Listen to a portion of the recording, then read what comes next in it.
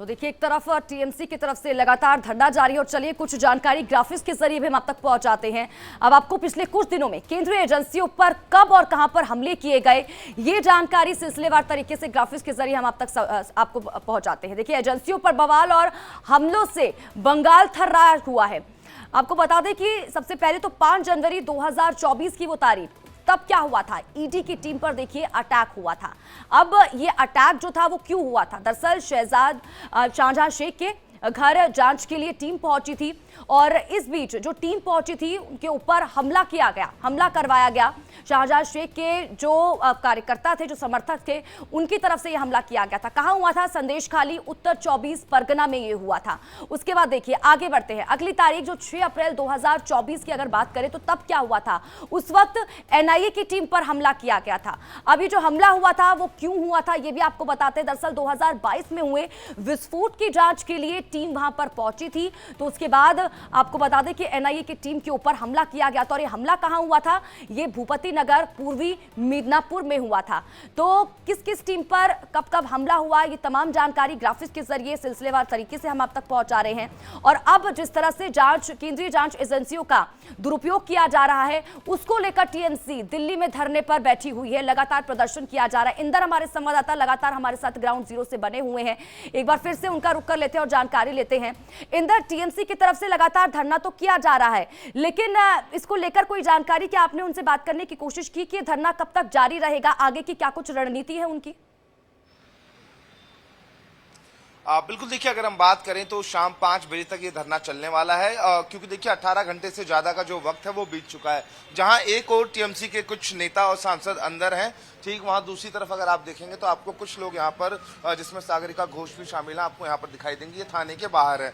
दूसरी तस्वीर जो हमने पहले आपको दिखाई थी वो थाने के अंदर लोग बैठे हुए हैं और उन लोगों का ये कहना है कि जो हमारी मांगे हैं उनको सुनना चाहिए। हम चुनाव आयोग से शिकायत करने गए थे और उसके बाद जब हम अपनी मांगों को लेकर बाहर हम प्रोटेस्ट कर रहे थे तो पुलिस ने हमें डिटेन कर लिया गया और पुलिस ने डिटेन किया। डिटेन करने के बाद उनको मंदिर मार्ग थाने लाई और अब उन लोगों का ये कहना है कि हमें यहाँ से जाने नहीं दिया जा रहा है। हालांकि देखिए, दिल्ली पुलिस का बयान भी इस पूरे मामले पर सामने आया है। दिल्ली पुलिस का ये कहना है कि कल शाम को ही 6 बजे सनसेट से पहले उन्हें बता दिया गया था कि वो लोग फ्री हैं और यहाँ से जा सकते हैं, लेकिन इन लोगों का ये कहना है कि हमें ऐसी कोई बात नहीं बताई गई। और अगर हम बात करें, देखिए ये पूरा जो इलाका है मंदिर मार्ग थाने का, जो तस्वीरें हैं मेरे विजय शिव कुमार आपको दिखा रहे। देखिए उस साइड एक गेट है, दूसरा गेट इधर है। एक गेट यहाँ पर बंद है, लेकिन वो जो दूसरा गेट जहाँ पर आपको दिल्ली पुलिस की जो वैन है वो खड़ी हुई दिखाई दे रही होगी, वो गेट खुला हुआ है। पुलिस लगातार कई बार इन लोगों को यहाँ से जाने के लिए कह रही है, अनाउंस कर रही है बकायदा लाउड स्पीकर से कि आप लोग फ्री हैं, आप लोग जा सकते हैं, लेकिन ये लोग यहाँ से जाने के लिए तैयार नहीं है। लेकिन इस बीच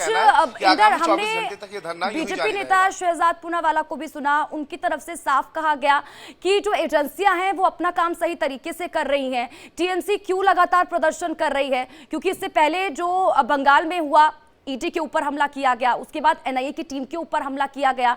अब शहजाद पूनावाला साफ ही कहते हुए नजर आए, इसका मतलब तो ये तमाम जो चीजें हमले किए गए वो सुनियोजित था, राज्य प्रायोजित था। इससे तो यही साफ जाहिर होता है।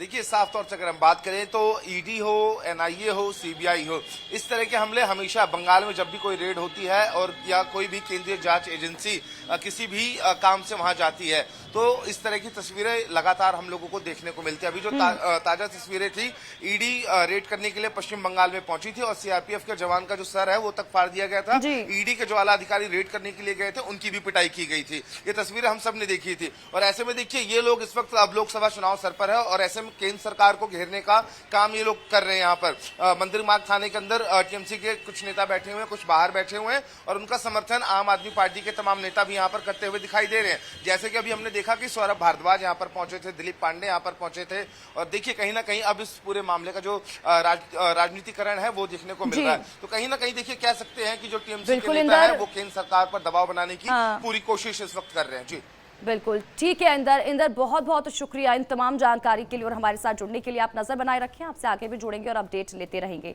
तो टीएमसी की तरफ से लगातार प्रदर्शन जारी है। टीएमसी लगातार कई चीजों को लेकर धरने पर बैठी हुई है। हालांकि इस पूरी खबर पर हमारी नजर बनी हुई है, अपडेट आप तक भी पहुंचाते रहेंगे।